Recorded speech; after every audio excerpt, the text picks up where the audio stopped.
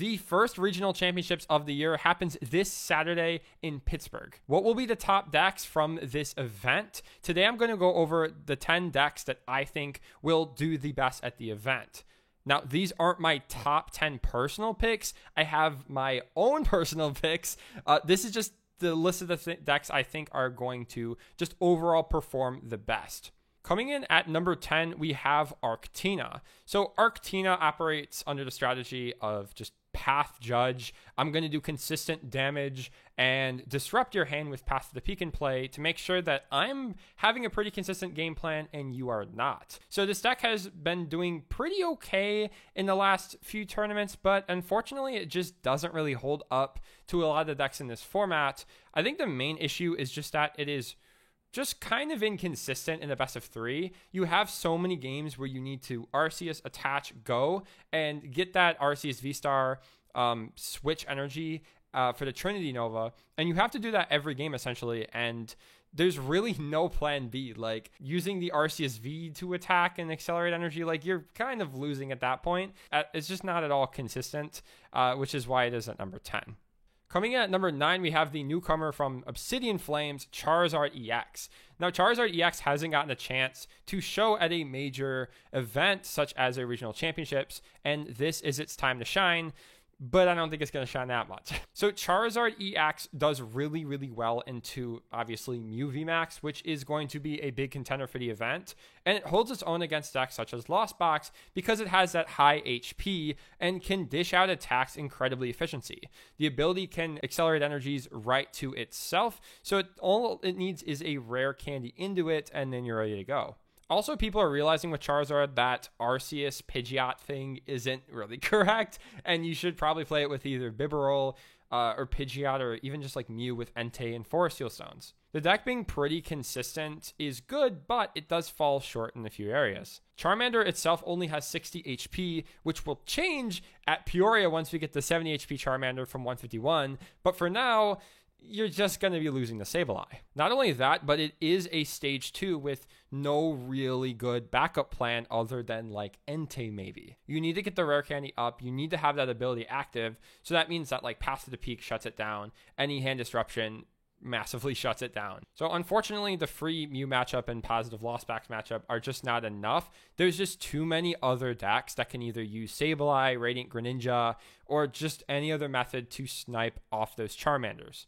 Coming at number 8, we have Miraidon. I can't believe I'm putting this on the top 10 list, but this deck is actually really good. It goes really fast. Now it plays Path to the Peak and Judge. Like, Andrew Bahone did really well with this at Worlds, and I still think that it holds up in this format, probably even more so because it probably has a pretty good Charizard matchup. So yeah, Miraidon aims to attack on the first turn of the game going second, and definitely the second turn of the game going first, and all while having that Path Judge combo. It's not like Arceus where you have a bunch of stage 1s you have to rely on. You are low to the ground, you accelerate your energies right away, and you don't need the attach for turn. You can just play your electric generators and just start swinging. You also don't have to play it with Path. You can play it with Beach Court to make it a little bit more consistent, but I definitely think that the Path Judge combo is just way too powerful. The only problem with Miraidon really is just that if Path Judge doesn't work or you don't play that and your opponent can outtrade you, it just becomes a bad time because while you are pretty low to the ground, you can fizzle out pretty fast. There's just too many decks that just last for too long in the game for Miraidon to be like any better than number 8 in my opinion. Coming at number 7, we have Chien-Pao. Now, again, this isn't my personal list. This is just objectively what I think is going to do well at the tournament. I really like Chien-Pao. I think it has a lot of strengths. I think it's one of the more consistent decks to format. At least I've never really had a problem getting turn 2 Baxcalibur, increased rare candy counts, just like a 303 line. You're able to play the game a lot, but the problem is Chien-Pao's main strength is just blowing up big things, and the only real big things in the format run Path to the Peak or some Iono Judge Disruption combo. Now, there's certainly ways to get around this. You can run Bibarel, you can run Arceus or Pidgeot. Like, there's a lot of friends that Chien-Pao can have, but I think that, like, as a deck itself, it just does not hold up to the other decks of the format in terms of just sheer raw power. Coming at number 6, we have Lost Box. So Lost Box is a super solid deck and showed up in numbers at the World Championships and NAIC of this year. It has a lot of options to deal with a lot of different decks, and it's generally well versed to deal with whatever gets in its path. However, the Obsidian Flames metagame really changed things up, Charizard EX being really the main shaker here. With Charizard EX's existence, Lost Box can't really do anything against a 330 HP Charizard. Like, it can use Sableye and Greninja to try to get ahead earlier on, but if it doesn't run a grass type attacker or doesn't prepare that Dragonite, which is just an even trade anyways, like, it's just not a good time. Not to mention, I just think it's a strictly worse version of Giratina a lot of times. Like, I'd rather run Path to the Peak and a lot of these other cards to disrupt my opponent and these big Tinas to blow up these big threats. And like Lost Box tries to do the same thing lower to the ground. I just think that the HP is just too high in this format for Lost Box to really thrive. Also, I really don't think that people are going to play this just because they don't want to tie. Like, you can win a bunch of games with this deck. It just takes a while, and even if you play at a decent pace, I don't know if you're finishing all 3 games in 50 minutes. All right, coming in at number 5, we have Lugia V-Star. First of all, Lugia has one of the best matchup spreads I've seen from a deck in this format. It has a really good Tina matchup, good Lost Box matchup, good Urshian Tail matchup, a good Mew matchup. Like, on paper, this thing is a beast. Like, it doesn't really lose to anything except, like, Miraidon and maybe itself.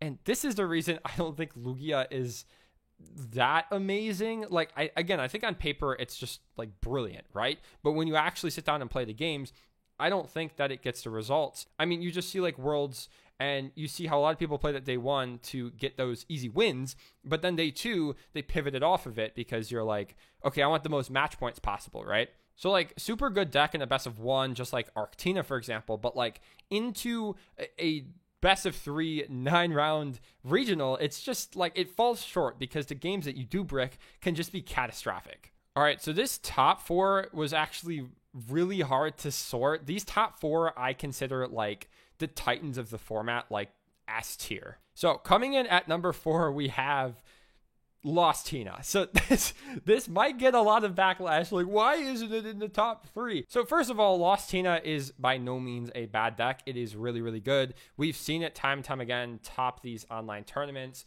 top worlds. Like, we just see it doing really, really well. Its ability to get early game aggression and just immense amounts of late game disruption really put Giratina as kind of this poster child deck of this is something that's going to win you a lot of games or at least give you a chance to win a lot of games. And like, Giratina V-Star itself is just a beast. You can one-shot anything and you can consistently pull off 280 damage chains with Roxanne and or Path to the Peak. So like, it's really, really good, and it has so many good win cons. Not only Giratina, Path to the Peak, Roxanne, but also Sableye. Like, it has Sableye as a sound win con, which just makes it so powerful. The problem is with so many win cons, you just have a lot of them in your hand when you aren't trying to win, right? Like, you go Chorus and then you find like 4 energy and you're like, okay, great, I need these eventually, but I don't need them now. I need the Path to the Peak, the Sableye, the Roxanne,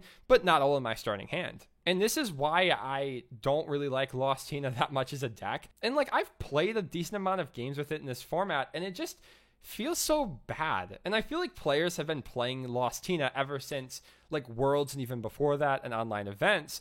And it's just, in my opinion, kind of gotten a little stale. And also, like, with its inconsistencies, unlike Lugia, it doesn't even have like a fantastic matchup spread. It just doesn't do well in the Lugia. It doesn't do well into Lost Box. And again, anything that can just play the game while it's not playing the game is just really bad for it. So yeah, that's my hot Tina take. I hope I don't get destroyed in the comment section. All right, so for number 3, we have Gardevoir EX. So this is a deck that has done super, super well in pretty much every single tournament where it has been legal. You have Mirage Step Kirlia for the Lost Tina, where they're taking a lot of time. You say, okay, I'm going to enable more rare candies and make it so that I have multiple Kirlias in play and can withstand your Path to the Peak, your Roxanne, your Iono, your whatever you throw. Also, Reversal Energy is just such a like nuts card, and toward playing 2 of them, it's just such like a win con card, and you're able to like always find it with the Kirlias. It kind of feels nuts. And its matchup spread is also really, really good. I think it's kind of like Tina, where it can pretty much just beat anything that it wants. It has that positive prize trade with those Gardevoirs just swinging at you. It has that unlimited damage cap with the Zacian coming in late game, and it has that disruption with the high count of Iono throughout the entire game. Overall, just broken deck, and like the skill ceiling of this deck is just so high. Like you can pilot this deck super, super, super well with the same deck list, but just playing it way better. So coming in at number 2, we have Mew VMAX. So this is one of my favorite decks into the event. I keep telling people like Mew's gonna win the event, and I don't really retract that statement. I think it's just really, really good. Like, what more can you ask for than attacking, going second in the first turn of the game, and not only just attacking, but consistently doing like 240 damage. Like, that alone makes it incredibly good, but it's also just the ability to have versatility in every single matchup. Into Gardevoir, you can boss the Ralts and even lost on them early on. Against Giratina, you can pull up the Tina and just kill that. You can have immunity to Path with higher stadium counts for Sealstone. As long as you're able to draw cards with Genesect V, this deck is crazy. And we saw this because it literally won the World Championships. And I don't think a ton of people are playing it online. I don't know why. This deck is just so good. Maybe they're holding it until Pittsburgh. Yeah, this deck is just nuts. You can splash like whatever you want into it. It only really does bad to like Lugia and Charizard, and I'd argue those aren't even horrible matchups because you could just go fast Fusion Mew. A lot of people say like maybe you should like play Path instead of the Fusion. I don't agree with that because like you just want to go fast. With Path Mew, if you go second and you don't even have an option, and you just fall one turn behind. Whereas if you have Fusion, you definitely can have that momentum to push forwards. All right, so coming in at number 1, Urshifu VMAX Inteleon. I can't believe I'm putting Urshifu at number 1 of anything in 2023, but it's happening. This deck is pretty bonkers. Like, it has so many like free matchups. It is nuts. Like, Lost Box is free. Guardy is free or just like really, really good. A lot of Arceus decks are just free. Charizard, that seems pretty good to me. The deck itself can auto so many decks just because of its ability to poke out the smaller guys with Double Gunner. You're able to do 20 damage to 2 Pokemon, shift it over with Alakazam, and then Medicham. You could do that in like 1 turn, so they can't really respond to it. Like, not to mention that Octillery just makes this deck like stupid consistent. You do have to have a good turn 1 hand, which is kind of hard sometimes, but once it gets rolling, it gets rolling. Now, the bad matchups that it has, I do want to mention, are like Mew and Lugia, obviously. The 2 worst matchups. Mew just swings and does a lot more damage and hits Urshifu for weakness. And Lugia is just like impossible to kill and just hits you hard faster and really has nothing for you to snipe and take prizes fast. But again, we saw Alex Szymanski play at Worlds the Giacomo Spiritomb combo, and he beat Mew. Like, he beat a Mew in his day 2. I think he like 2-0'd him or something. And just a multi-turn plays, like, a lot of decks just can't keep up with, even like the giants like Gardevoir. And like, I wouldn't be surprised if Urshifu won the event. Like, I just would not be surprised at all. It is just a beast. So what do you guys think of my predictions? Let me know in the comment section below. Again, I think that most of these decks are really, really good. I just had to put them in a list. But yeah, thank you all for watching. Make sure to like, comment, subscribe, and I will see you all next time.